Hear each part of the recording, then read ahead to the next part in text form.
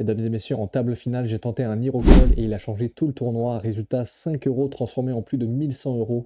Reste bien jusqu'à la fin parce que un des derniers plays est l'un des spots les plus sous-estimés en micro-limite. Si vous comprenez ce spot, vous allez prendre un edge énorme sur le field. On est sur un Mystery KO à 5 euros de buy-in, plus de 2100 joueurs au départ pour près de 10 000 euros de prize pool à la fin. Les paliers sont énormes, les primes cachées changent tout et chaque décision peut faire basculer la victoire pour la victoire ou tout perdre. Je suis Luna, grinder MTT et coach, et aujourd'hui on va décortiquer coup par coup cette victoire pour comprendre comment exploiter au maximum les formats KO. Allez, c'est parti.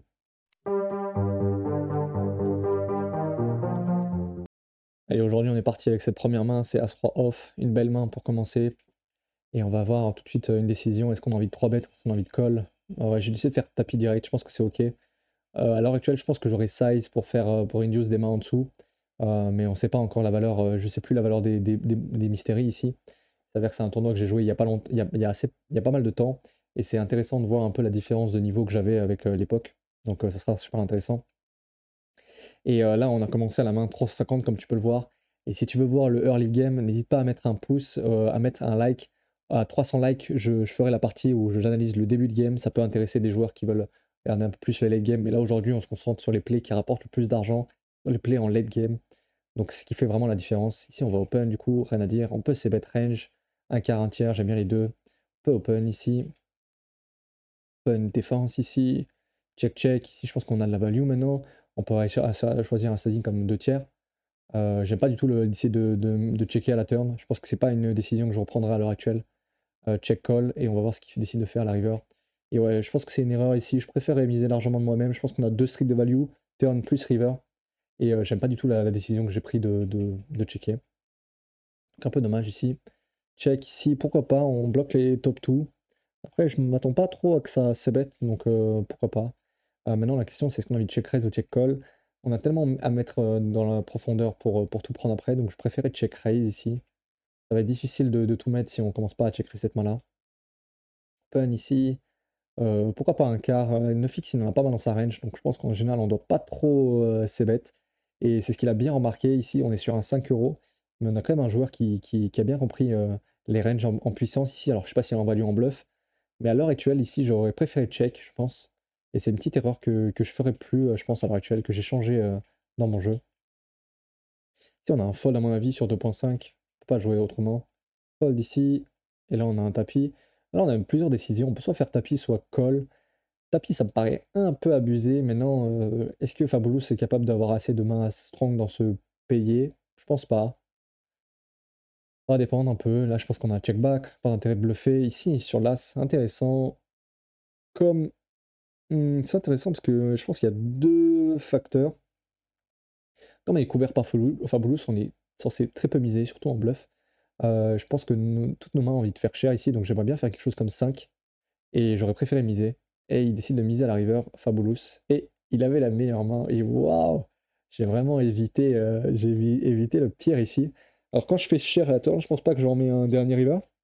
Mais en tout cas, là, il m'a vraiment. Si je faisais tapis pré-flop, il m'aurait bien chopé le Fabulous. Donc intéressant ici de voir qu'il m'a presque chopé, il m'a presque tué. Et ici, là, on est en table finale. Maintenant, on arrive en table finale. Comme je t'ai dit, hein, aujourd'hui, on va se focus du coup sur le late game et sur la table finale pour se faire progresser dans les spots qui rapportent le plus d'argent. Et si jamais tu veux voir le early game, n'hésite pas à liker la vidéo. Et à 300 likes, je ferai la vidéo, l'analyse de la vidéo sur le early game. Et aussi, normalement, cette semaine, je vais sortir une vidéo sur le Mystery 5, le Mystery 10 et le Mystery 20. 3 tournois que j'ai gagnés au cours de cette année. Bon, j'en ai gagné plusieurs, forcément, même dans les 5, dans les 10, dans les 20. Mais là, c'est intéressant de voir aussi la différence de joueurs qu'il y a dans les 10, les 20 et les 5, les adaptations qu'on va avoir à chaque limite. Donc toi, si tu joues les 5, les 10 ou les 20, tu vas pouvoir vraiment te repérer et on va pouvoir avoir des problèmes qui vont être qui peuvent t'aider toi directement. Donc si tu penses que je peux t'aider avec du coaching ou que je peux t'aider à régler tes problèmes que tu as personnellement, n'hésite pas à cliquer sur le lien dans la description et à me contacter pour prendre ton call gratuit. Et on essaiera de voir ensemble si je peux t'aider dans ta démarche. Et du coup, on va essayer de voir un peu cette table finale. Ici, on arrive dans une table finale et on se retrouve dans un stack médian, même dans les stacks bottom. Donc pour l'instant, on va vraiment pas faire, on va faire attention et pas trop jouer. Donc là, je suis moyen, j'aime pas trop cet open, je pense que c'est un peu abusif. Il s'avère qu'on est sur un 5 €, donc ça me va à peu près, vu que je pense que j'ai un grand edge sur tous les joueurs, sur un 5 €. Néanmoins, on est quand même sur un tournoi où j'open contre le chip leader, il va pouvoir défendre une tonne, donc ça m'irait de fold cette main directe. Si j'aime bien le c-bet, je pense à un c-bet range sur roi high, rien à dire. Ici, si j'ai fold, moi, je pense que c'est un fold assez standard, parce que contre une range de low jack ici, je suis quasiment crush. Si par contre le KO valait beaucoup, on aurait une grosse décision ici, mais ça me va totalement de fold. Fold ici, fold ici, fold ici, fold ici aussi, fold, fold. Là, on voit qu'on va pas pouvoir faire trop le malin pour l'instant. Check, check, j'aime bien. Si je pense que c'est un check encore, check call à mon avis. On va pouvoir fold pour l'instant. Et il check back. Et on voit qu'on l'a battu avec son dame valet. Et qu'est-ce qu'on peut dire sur son dame valet? Bah, je pense que c'est nul. Moi, j'aurais bet à la turn et j'aurais jam à la river, je pense, à sa place. Pas censé avoir trop droit dans ma range et je pense il peut faire fold une tonne de mains comme des 9, des 6 à la river. Donc je suis vraiment pas fan de son play. Je pense qu'il faut partir jusqu'au bout s'il a décidé de jouer comme ça. Open ici, j'aime bien. Ici, je pense que c'est un check. Ouais, il y a quelques donks. Il peut y avoir des donks, mais j'ai pas de décision à ma place. Open ici avec deux dames, c'est une belle main. Pas de décision. Fold ici. On va fold ici. Et ici, on a un tapis, je pense. On peut pas trop size avec notre profondeur. On pourrait pas faire quelque chose comme 5, 5,5. Sa range est quand même assez tight, donc je pense que c'est aussi bien de faire tapis directement. Pour, ouais, parce que je pense qu'il va nous coller un peu plus souvent. Donc ouais, je suis OK. Si on a une petite décision, je pense qu'on peut payer, on peut fold. Ça va dépendre un peu des profils que j'ai derrière. On peut, ouais, 3 bêtes, ça me paraît un peu abusif. Je sais pas trop, je pense que c'est OK de jouer comme ça. On voit qu'il a As-Dame, il avait une belle main. Fold ici, pas de décision, fold, fold. Ici, ouais, pas de défense, on va défendre beaucoup plus haut, on est en ICM, hein, il faut pas défendre trop. Ici, on a un open tout le temps, et on a un 3 bet. Intéressant ce sizing, ça me paraît trop cher, mais j'aime beaucoup l'idée en tout cas à sa place. Bon, à mon avis, ils font pas ça assez en bluff, surtout sur des 5 euros. Donc, grosse méfiance si tu joues tes 5 euros. Sur les 1, 2 euros, c'est encore pire. Énorme méfiance, les joueurs ne sont pas capables de faire ça assez en bluff. Mais là, c'est intéressant. Ici, on a une main assez critique. À mon avis, c'est un fold, mais ça me dérangerait pas. Je pense qu'on peut même faire tapis avec As Valet off, à mon avis. Mais ouais, je suis OK de fold ici. Et il avait deux dames. J'ai bien évité la main forte. Si je pense qu'on a un fold, à mon avis, on doit pas défendre. Quoique, on est dernier du tournoi, donc je pense que c'est OK de défendre en étant dernier, mais on subit quand même pas mal de pression. Donc je pense que c'est OK de fold des mains aussi bas en ICM. À vérifier, ça, c'est intéressant. Je pense que j'irai vérifier après la vidéo. Mais dans tous les cas, ce qui est important de voir, c'est que c'est pas non plus un call tous les jours, à mon avis. Et même que le fait qu'on soit dernier, on a quand même de la pression ICM. Donc on doit pas call trop loose. Ici, je pense à un tapis tous les jours, pas d'autres décisions. Là, on va fold. Là, on va fold. Ici, on va fold, à mon avis. Je vais pas trop open des PP basses contre le chip leader. J'ai l'impression que c'est une erreur en ICM en late game. C'est une erreur que pas mal de joueurs peuvent faire aussi, donc n'hésite pas à cut des bottoms de PP quand tu es en late game, quand tu es en fin de tournoi. C'est des mains qui font pas beaucoup de V. Par contre, des bloqueurs, c'est pas mal. Donc si tu as par exemple A5 off, c'est mieux que d'open 6-6. 10-10 tapis, tous les jours en value, on est bien là. Ici, on va fold. Je crois que j'ai fait la décision de faire tapis ici. Mais je pense que j'aime pas en fait. Parce qu'en fait, on va être crush contre la calling range. Et à mon avis, ça me paraît être une erreur à l'heure actuelle. Donc ça, c'est un play que je referai plus, que j'ai pris à l'époque, mais je crois que j'avais vérifié aussi avec mon coach de l'époque. Parce que aussi, moi, je fonctionne en ayant des coachs pour m'aider dans mon jeu, pour m'aider à step up plus vite. Et ici, ça m'a l'air d'être une erreur, et je pense que c'est bien mieux de fold ici, dans cette main-là. Donc petite erreur que je prendrai plus, que je ferai plus à l'heure actuelle. Ah, ici, j'aime bien open, mais fold, ça me paraît aussi OK. Là, on est sur un board assez chiant. Je pense que je préfère check. J'ai pas l'impression d'avoir beaucoup de value. En plus, il me couvre. Donc ouais, j'aime beaucoup l'option de check ici. Maintenant, il check à la turn.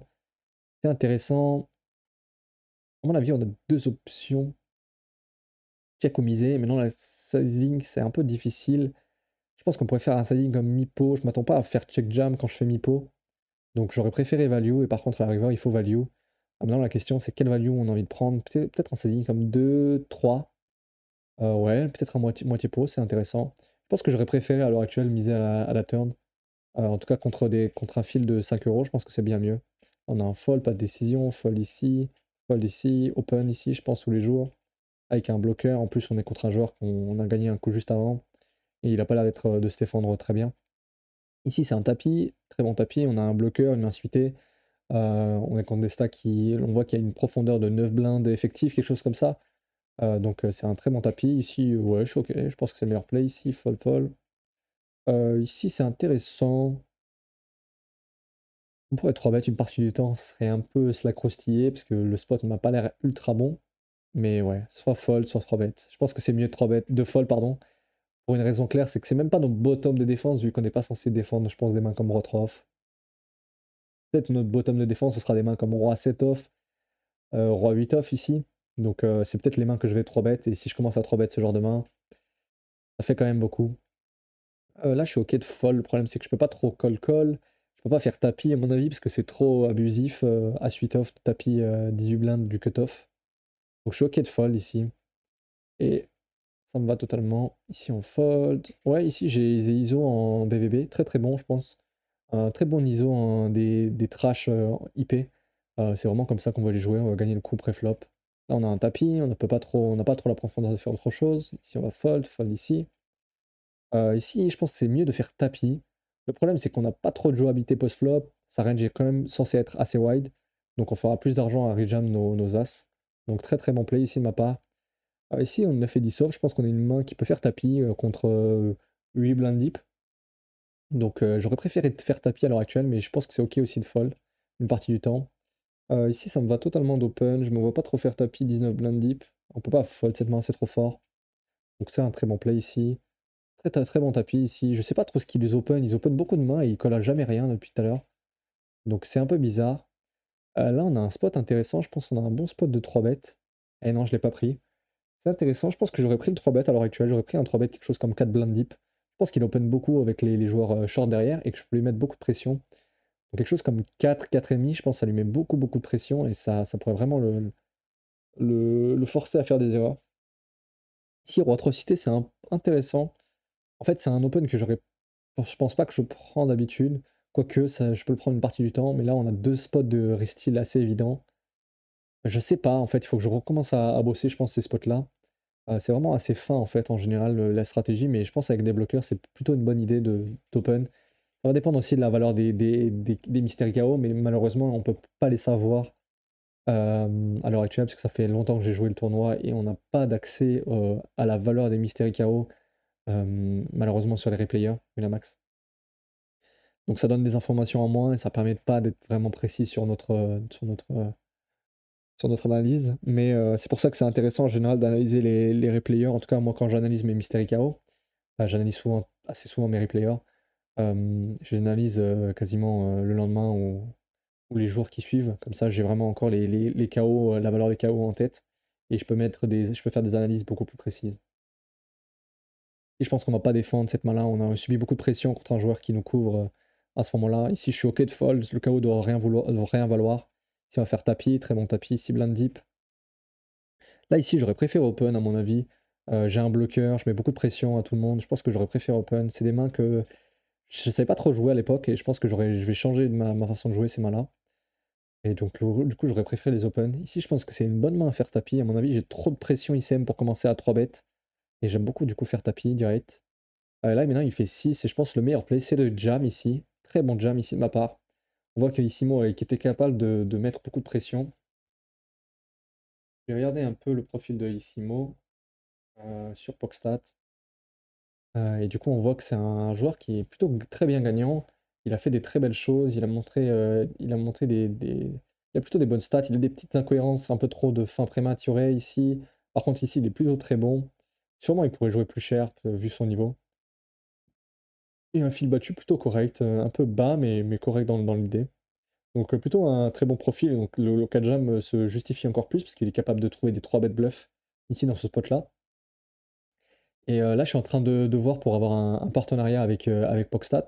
Et bientôt, peut-être que je pourrais avoir un code de réduction. Donc si c'est fait d'ici là, d'ici que la vidéo sorte, je te mettrai le lien dans la description. Et sinon, n'hésite pas, dans quelques semaines, ça devrait être bon. Ou en tout cas, je vais essayer de faire ça rapidement pour t'avoir le lien. C'est vrai que c'est très très utile Pokstat. En tout cas, moi, je l'utilise énormément. et je vais commencer à vraiment aussi rajouter de la précision dans mes analyses grâce à ça. Et ça te permet vraiment d'avoir plus de profils, plus d'intérêt, pardon, plus d'informations sur les profils adverses, et ça te permet vraiment de faire des très très bonnes adaptations. Si c'est trop cher, je pense.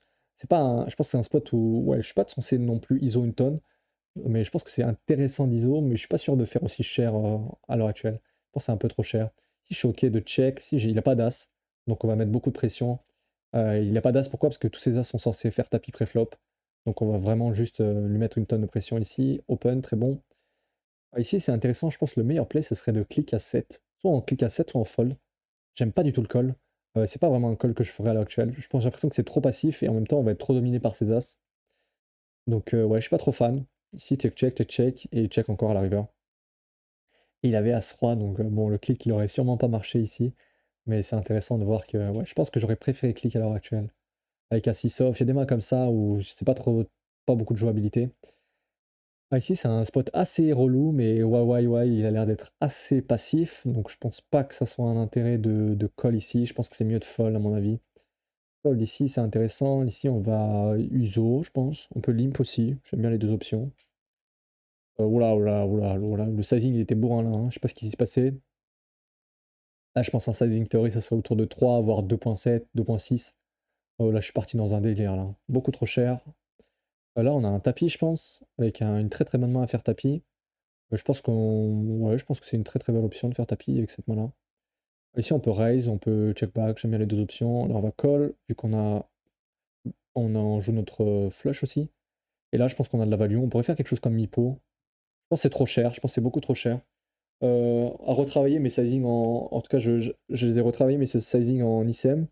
Et ça, c'est des choses que j'ai pas mal revues dernièrement, donc il faut vraiment diminuer tes sizing en ICM ici. En tout cas, ça sert à rien de faire trop cher. Fold ici open, ok. Et là, c'est intéressant, je pense qu'on va partir sur un small size, on peut faire un tiers. Heu, ouais, un tiers, ça me va. En fait, là, dans tous les cas, on a tellement d'équité avec notre main qu'on va partir à tapis. Donc j'aime bien toutes les options et ici, pourquoi pas faire small pour essayer d'induce l'adversaire. Ici, je sais pas ce qu'il faut faire, si on veut reclick, si on veut partir à tapis direct, je sais pas trop. Je pense que tout est bien. Là, on pourrait faire tout small et dans tous les cas, on va y être. Donc on pourrait faire genre un quart pour induce des mains. J'aime pas trop le check, je pense que c'est trop passif et là, bah, il y a qu'un top board, on va faire tapis et il va call. Je pense que c'est une erreur de ma part ici d'avoir joué comme ça. À mon avis, c'est un bien meilleur play, ce serait de faire un quart ici et de call s'il fait tapis parce qu'on a juste trop d'équité. Là, c'est trop cher, pareil, je pense qu'il faut faire 3 en théorie. Check ici, je pense que c'est pas un board sur lequel j'ai envie de miser. Cette turn elle est pas vraiment belle. J'ai essayé de faire mi-pot pour transformer ma main en bluff parce que j'estimais qu'il avait trop d'A6. Il a décidé de payer et là, je pense que c'est catastrophique cette river. Euh, Mais en même temps, ouais, je pense qu'il y a une partie du temps où on pourrait transformer en bluff.